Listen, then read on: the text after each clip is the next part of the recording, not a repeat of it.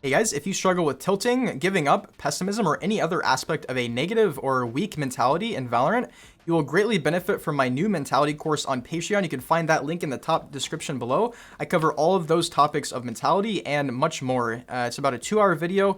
Enjoy this video and see you guys in the next one. Hey guys, look at us. We're back in the range. I have a nice video for you guys. Today's video is going to be best mechanics to master in Deathmatch/Warmup. And I'm making this video because I feel like a lot of people have an incorrect or non-ideal conception of what you should be focusing on when you warm up, or like what should you be doing to warm up in Valorant.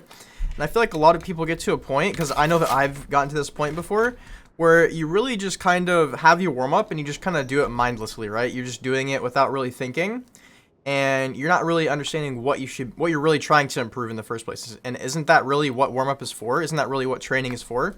Yeah, right? So don't just automatically do stuff, and listen to the things that I'm about to tell you and figure out which ones you're weak in, which ones you need to improve in, and implement those into your training regimen or into your warm-up routine, okay?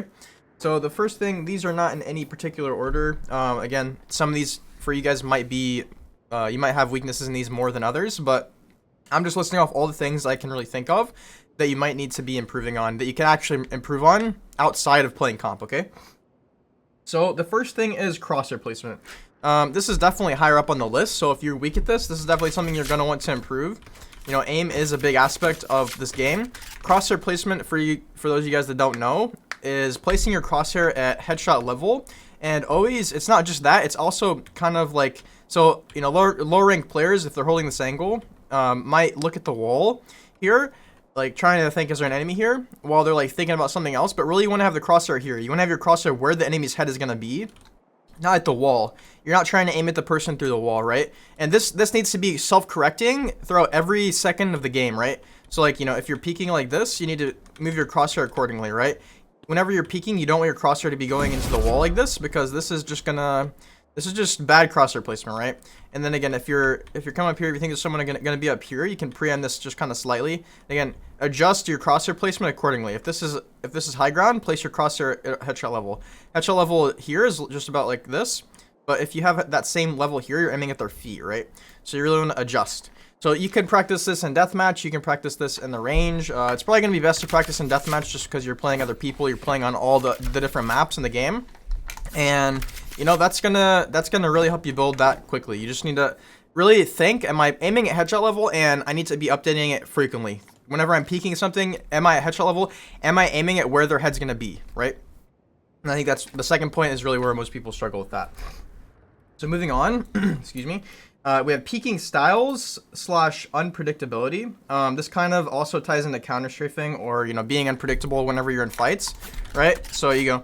Also, guys, I have videos for pretty much all of these subtopics if you want to find them. But, you know, if you like my teaching style, you can find them on YouTube. So counter strafing is kind of, it gets kind of blown out of proportion. It's kind of one of these things where people like think into it a little bit too much. Like, oh, should I strafe to the right and to the left, or should I strafe to the left and to the right? Or should I hold and then let go, or should I hit the opposite key? Like, it's not that deep, really. The whole point of counter strafing is just to kind of throw off your enemy's aim whenever you're peeking, right? So just kind of be unpredictable. If you usually strafe left and right, then sometimes maybe you should strafe right and then left, or maybe you strafe twice to the right, twice to the left, right? Does that make sense, guys? You just want to be unpredictable. So practice whenever you get into a fight in Deathmatch and you don't instantly kill them, and they don't instantly kill you. Try to use your crosshair placement, or I mean your counter strafing, right? Try to strafe to try to throw off the enemy's aim to give you a longer period of time to kill them, right? Whereas if you're just standing still shooting, right, you know, this is not going to be good. Also, if you crouch spray a lot, unbind crouch. That kind of ties into this as well. Peeking styles, that's a little bit different. So if we're talking about peeking styles, we're talking about, you know, do we peek close? You shouldn't peek close. You should try to peek farther away from walls. Are we talking about jiggling? Are we talking about wide swinging? Talking about the pop and swing, right? You know, we're talking about jump peeking. So there's a lot of different ways that you can implement peeking, but you really want to, the most important one, if you guys can master jiggle peeking and kind of the different kind of ways to use it, so you can use it to kind of just get information. You don't even need to have your gun out, but you probably should, honestly. Or you can jiggle, see there's someone here, and then wide swing on them, right? Combination of multiple types of peeking. There are other types of peeking, but I'm not going to go that in depth. Just understand this is something that if you feel like you don't really have in your toolkit, that you can practice in Deathmatch, okay? So another thing is movement. So walking versus running. Right, this is an extremely important aspect of comp. Should you be walking or should you be running? Obviously, when you play deathmatch, it's not really as, there's not as much pressure, it's not as high of stakes, so it's going to be harder for you guys to know, like, okay, should I be walking or should I be running? But try to consider it, right? Like, if you're right behind someone or you have a good chance to kind of walk up behind them, maybe practice that. Also understand that there's no minimap here on in the range, but there's actually a radius around your character that shows you your what range enemies have to be in order to hear your running footsteps. Okay, so you can use that. I never look at that, but you can if you're kind of new to doing that, or trying to like flanking. But that's important for movement. Also jumping and crouching. Again, crouching, if you feel like you crouch too much or you feel like it's a bad habit, then just unbind it, right? It's really not that deep. Just unbind it, get it out of your muscle memory, and adapt to not using it. Jumping is more like either jump peeking or, yeah, basically just jump peeking or trying to bait shots, like whenever you're, you know, just, you know, it's not as important of a mechanic, but it is still a mechanic to think about. The next tip is guns you need to improve or you want to learn, right? So that's the range can be very good for this if you're like very new to, like, say, the martial. Because I know probably most people in the game don't use certain weapons. So for me, those weapons are Marshall, Odin, Bulldog, like Stinger, right?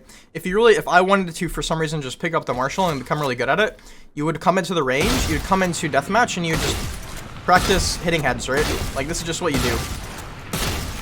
And then you go into deathmatch, you practice fighting other people, and this is how you master a gun. So this is something, again, this is something that people don't really think about too much. They kind of just go in like, oh, I need to get my aim better in deathmatch, and they don't think about any of these subcategories that I'm giving you guys. And if you really focus on just like whatever your weakest subcategories are, this is really going to make the process of becoming better much easier and much more clear, right? Because like you have an idea of what are you weak at and how do I tackle my weakness, not just, oh, I'm going to go into deathmatch and just mindlessly shoot people, right? Because that, honestly, it might help your muscle memory, but it's not going to do that much for you. And I feel like this is a mistake that so many people make.